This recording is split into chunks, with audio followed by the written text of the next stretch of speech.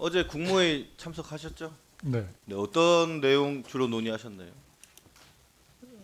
어제 길진 않았던 것 같은데. 네? 길진 네, 네. 않았던 것 같은데. 뭐 법안 처리하고 뭐 이랬습니다. 뭐 형식적인 그런 거 위주로 하셨나요? 아니요, 그 형식적인 게 아니라 보통 저희가 하던 대로 네. 지금 저 올라오는 그 법안들 언론에서 보니까 네. 한덕수 총리가 그 동료 국무위원들에게 의견을 물은 후 이제 이완규 법제처장하고 함상훈 판사를 헌법재판관에 임명하는 했다라고 하는데 국무회의에서 논의됐나요?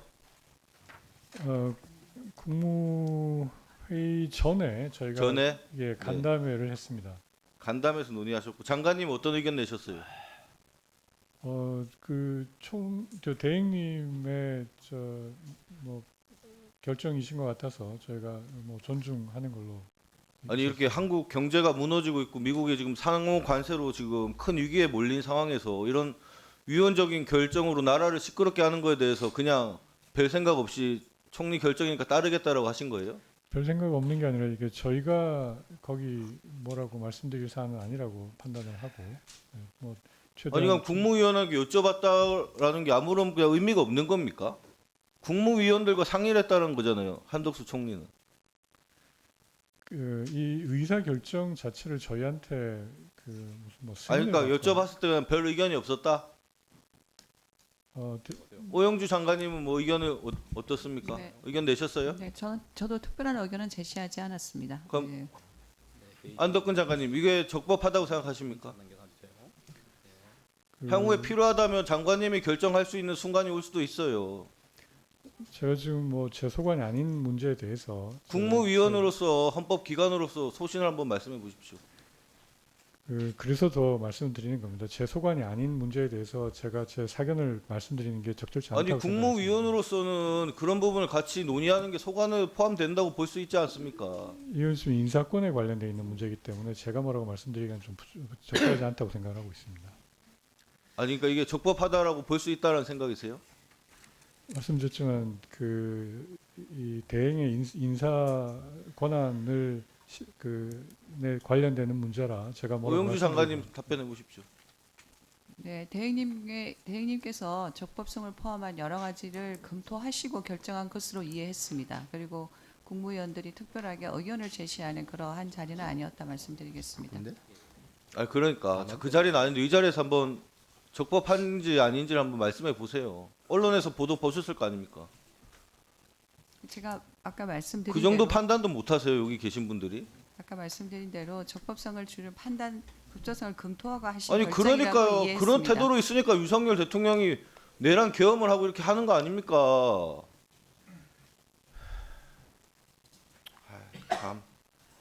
대통령 권한대행이 파면된 대통령의 절친한 인사를 6년 임기인 헌법재판관 후보자로 지명하며 논란이 거셉니다.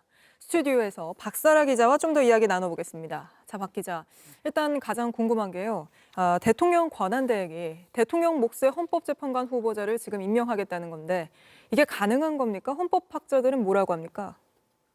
네, 대통령 권한대행의 권한 범위, 헌법 법률상 명확한 규정은 없습니다. 다만 현상 유지만 하는 소극적 행사만 가능하다는 게 다수 의견입니다. 직접 들어보시죠. 권한대행은 민주 정당성이 결여되어 있기 때문에 적극적인 권한 행사를 할 수 없고 현상 유지적 그리고 소극적 권한 행사만 가능하다는 게 그 부분은 뭐 더 이상 이론의 여지가 없고. 네, 이런 상황에서 국회와 대법원장 추천 몫을 임명만 하는 건 소극적 권한 행사에 들어가지만 대통령 몫을 권한대행이 직접 지명하는 건 적극적 권한 행사다. 따라서 위헌이라는 겁니다. 들어보시죠.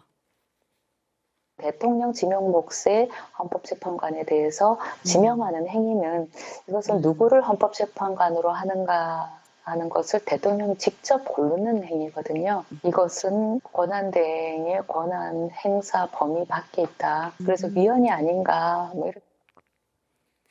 네, 나아가서 한 대행이 지명을 철회해야 한다. 철회를 안 한다면 국회가 법적인 수단을 써서라도 막아야 한다는 의견도 있었습니다. 듣겠습니다. 위헌 행위예요. 철회돼야 되고 만약에 철회를 안 하면은 법적인 수단을 강구해야 되겠죠. 국회의원들의 인사청문권이라는 권한이 위헌적으로 침해됐다고 하면서 권한쟁의 심판을 제기할 수 있고요. 네, 저희가 취재한 헌법학자뿐 아니라 이 10여 명의 헌법학자들이 모인 헌정회복을 위한 헌법학자회의라는 이 단체에서는 성명을 내고 이 권한대행이 할 수 없는 월권적, 위헌적 행위라며 이 탄핵소추 사유에 해당하는 행위라고 밝혔습니다. 네, 뭐 이게 위헌이라고 입을 모은 거군요. 근데 게다가 한덕수 대행은 마흔여욱 후보자 임명하라고 할 때는 분명히 대통령 권한대행은 대통령의 중대한 고유권 행사를 자제해야 한다. 이렇게 말하지 않았습니까? 네, 그렇습니다. 지난달 12월 한 대행이 국회가 추천한 헌재 재판관 3명 임명을 거부하면서 했던 말 직접 들어보시죠. 네. 대통령 권한대행은 나라가 위기를 넘길 수 있도록 안정적인 국정 운영에 전념하되 헌법기관 임명을 포함한 대통령의 중대한 고유 권한 행사는 자제하라는 것이 우리 헌법과 법률에 담긴 일관된 정신입니다. 네, 당시엔 권한대행은 대통령 중대 고유 권한 행사는 자제해야 한다고 했다가 지금 와서는 자신이 했던 말과 반대되는 행동을 한 겁니다. 역대 대통령 권한대행 아무도 이런 권한을 행사한 적이 없습니다. 네. 2017년 3월 황교안 전 권한대행은 대법원장이 지명한 이선의 재판관을 임명을 했습니다.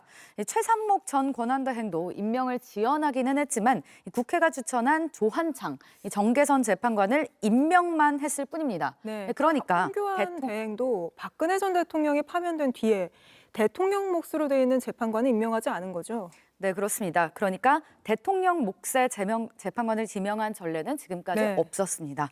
네, 이번에 지명된 이한규 법제처장 그리고 윤석열 대통령의 전 대통령의 40년 지기이자 개인 변호사를 맡을 만큼 가까운 사리로 알려져 있습니다. 한 대행이 지명했지만 실제로는 윤 전 대통령의 의중이 담긴 네. 것 아니냐 이런 얘기까지 나오는 이유입니다. 뿐만 아니라 한덕수 대행은 지금도 국회에서 통과된 상설특검 후보자 지체 없이 추천 의뢰해야 하는데 이건 안 하고 있지 않습니까? 네, 그렇습니다. 내란 상설특검은 지난해 12월 10일 김건희 여사 의혹 규명을 위한 상설특검안도 지난달 30일 국회에서 통과가 됐는데요. 네. 하지만 한 대행이 특검 후보자 추천 의뢰를 하지 않아서 현재 상설특검이 가동되지 않고 있는 상황입니다. 이 상설특검법에 따르면 대통령은 지체 없이 이 특검 후보 추천위에 후보자 추천을 의뢰한다고 되어 있습니다. 네. 한 권한대행은 사심없이 나라를 위해서 슬기로운 결정을 했다고 했는데 정작 소극적 권한 행사인 상설특검 추천 의뢰는 안 하고 위헌적인 대통령 몫의 헌법재판관 후보자는 지명하는 그러니까 역시 상황에 따라 권한 행사를 취사 선택하고 있다는 지적이 나오는 이유입니다. 알겠습니다. 박사라 기자는 여기까지 짚어보겠습니다.